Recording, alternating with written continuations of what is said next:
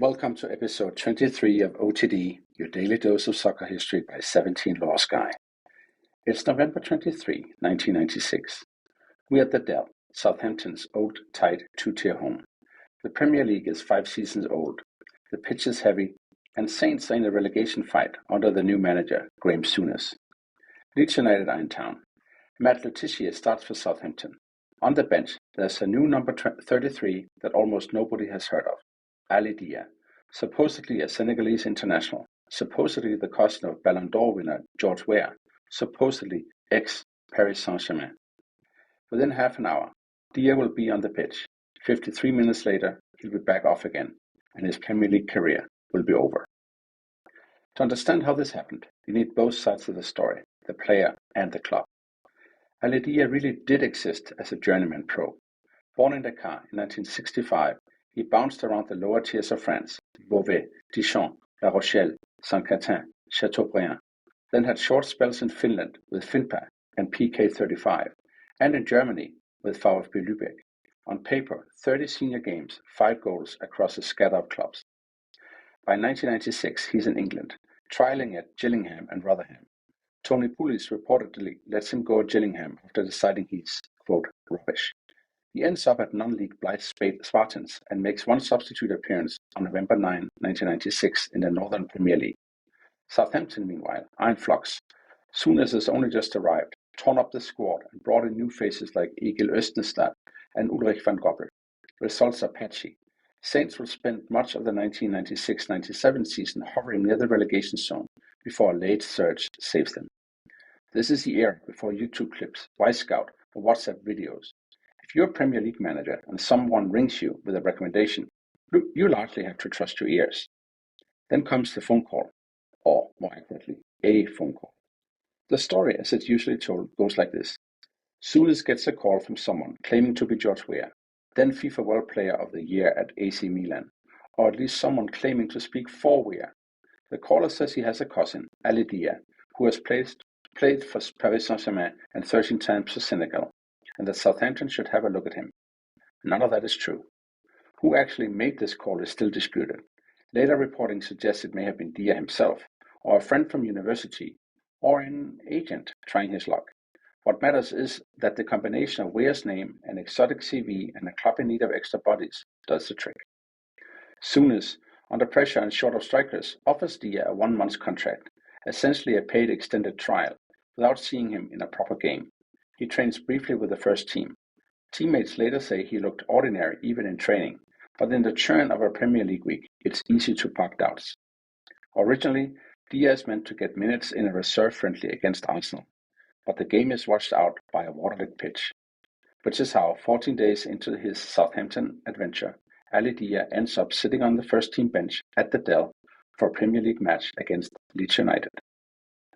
The game itself is where the hoax turns into legend. It's November 23, 1996. Saints are already struggling when, after just half an hour, Matt Letizia tweaks a thigh and has to come off. Souness looks at his bench and makes a decision that will haunt him for decades. He points at Ali Dia. Dia jogs on, wearing number 33. In the stands, nobody really knows who he is. On TV, commentators scramble for notes. On the pitch, it becomes obvious very quickly that something is off. Letizia later described what he saw from the touchline. He ran around the pitch like a Bambi on ice. It was very embarrassing to watch. By most accounts, Dia's first few involvements aren't catastrophic. He chases, he presses, he even gets into 1 or 2 promising positions.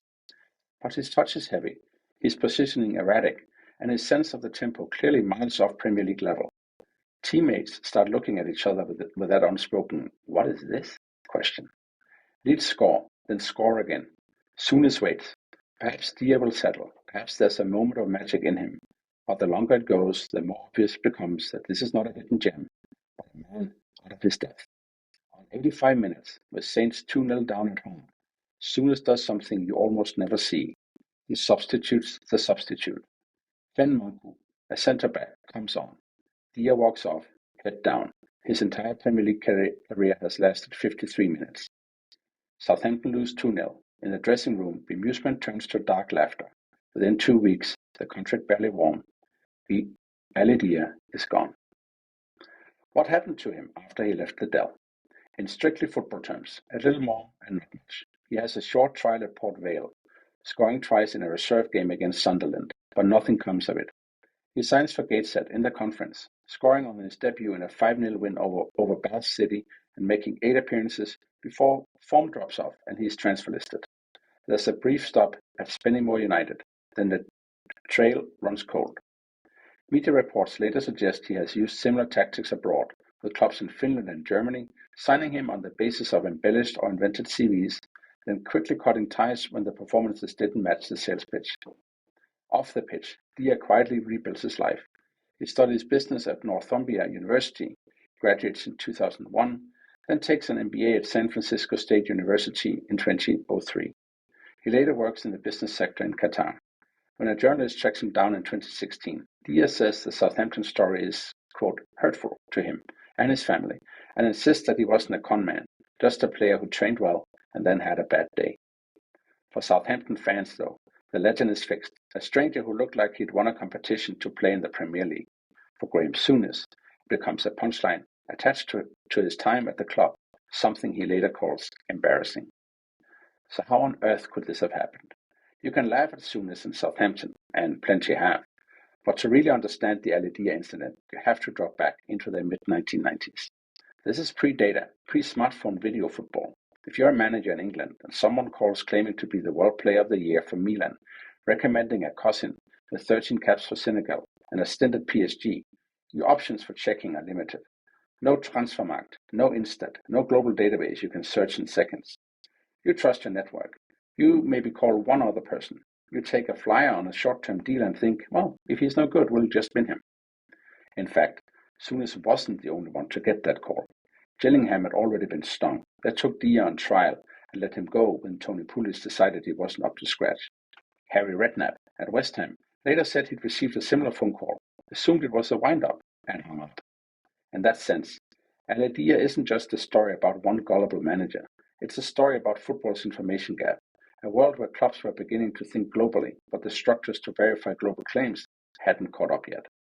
Southampton, with a thin squad and an injury list, became the one club where all those factors aligned: a persuasive phone call, a stressed manager, a cancelled reserve game, and a desperate need for warm bodies on a Saturday.